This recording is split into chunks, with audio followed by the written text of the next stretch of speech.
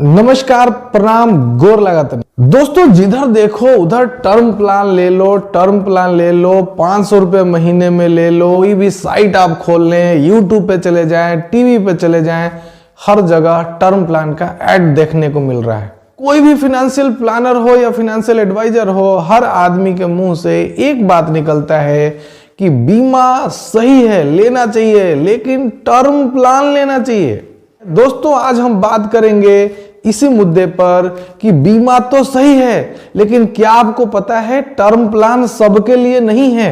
जी हां, online term plan लेने के लिए कुछ एलिजिबिलिटी क्राइटेरिया रखे गए हैं। जब तक सारे एलिजिबिलिटी क्राइटेरिया पे राइट टिक नहीं लगेगा, तब तक टर्म प्लान नहीं मिलेगा।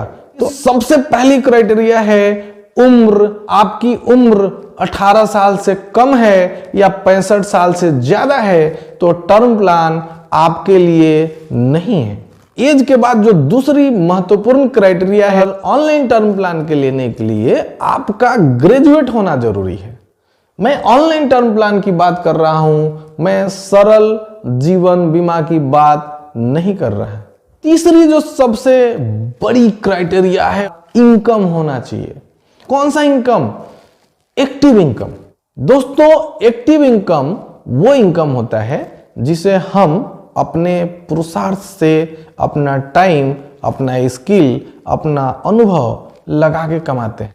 और कोई भी इनकम जो कि हमारे इन्वेस्टमेंट के द्वारा जनरेट होता है या हमारे किसी भी एसेट्स के द्वारा जनरेट होता है, उसे हम पैसिव इनकम बोलते हैं, क्योंकि उस पैसे में, उस इनकम में हमारा टाइम नहीं लगता, हमारा स्किल नहीं लगता, हमें फिजिकली इन्वॉल्व नहीं होना पड़ता। सिर्फ एक्टिव होना काफी नहीं है। इंडिया के मैक्सिमम कंपनियों के पास ऑनलाइन टर्म प्लान के लिए जो मिनिमम इनकम क्राइटेरिया है वो है 5 लाख और उससे ज्यादा।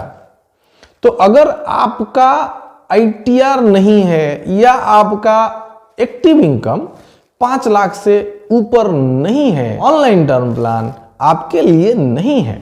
बीमा कंपनी सिर्फ मुंह से बोल देने से कि हाँ मेरा इनकम 5 लाख है, वो बीमा नहीं देती है। इनकम को प्रूव करने के लिए हमें अपनी सैलरी स्लिप या ITR की कॉपी देनी पड़ती है।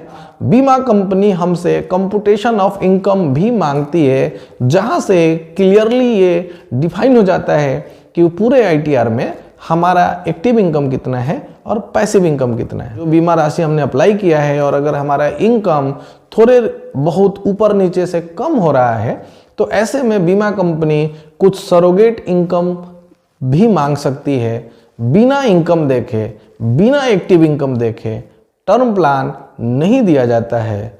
अर्थात जिनका एक्टिव इनकम 5 लाख से ऊपर नहीं है, ऑनलाइन टर्म प्लान उनके लिए नहीं है। अगली सबसे महत्वपूर्ण क्राइटेरिया है वो है हमारा स्वस्थ होना।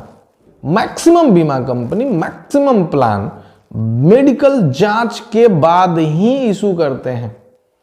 जब मेडिकल जांच होती है और ऐसे में अगर हम स्वस्थ पाए जाते हैं तो हमारा बीमा पॉलिसी बिना किसी अतिरिक्त डिमांड के इशू कर दी जाती है। लेकिन अगर हमारे हेल्थ स्टेटस में कोई भी प्रॉब्लम आता है, छोटा सा भी अगर कोई प्रॉब्लम आता है, तो ऐसे में प्रीमियम लोडिंग लगता है। हेल्थ इशू अगर नहीं है तो हमारा ऑनलाइन टर्म प्लान होगा, लेकिन अगर हमारे हेल्थ में किसी भी तरीके की कोई भी गंभीर बीमारी है, हमारा हेल्थ स्टेटस अगर रिस्क क्राइटेरिया के हिसाब से सही नहीं है, तो हमारे लिए ऑनलाइन टर्म प्लान नहीं है। टर्म प्लान के अंदर ज्यादा से ज्यादा लाभ लेने के लिए अलग अलग तरह के राइडर लिए जाते हैं।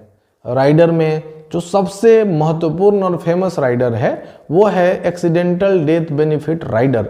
हम सब ने सुना है कि 1 करोड़ का अगर हमने बीमा लिया और एक्सीडेंट में हम मारे गए, एक्सीडेंट की वजह से हमारी मृत्यु होती है, तो ऐसे में 1 करोड़ के में जो भी एक्सीडेंटल राइडर के लिए हमने राशि लिया है, जो मैक्सिमम बीमा धन के बराबर होता है, यानी 1 करोड़ प्लस 1 करोड़ यानी 2 करोड़ तक अधिकतम मिलता है।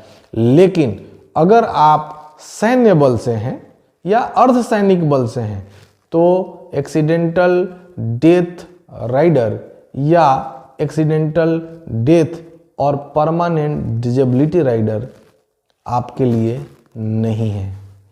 दोस्तों, यह शॉर्ट में टर्म प्लान किसके लिए है और किसके लिए नहीं है। तो बीमा सही है, लेकिन ऑनलाइन टर्म प्लान सबके लिए नहीं है। मेरा नाम है बबलू कुमार सिंह। मैं एक सर्टिफाइड फाइनेंशियल प्लानर हूं। पिछले 16 साल से लाइफ इंश्योरेंस के सेक्टर में काम कर रहा हूं और एक स्वाभिमान फंड एक्सपर्ट हूं। जानना चाहते हैं कि आपके लिए कौन सा बीमा सही है और कौन सा बीमा आपके लिए नहीं है, तो आप अपना नंबर हमें इनबॉक्स कीजिए। यहां तक का वीडियो देखने के लिए बहुत बहुत धन्यवाद।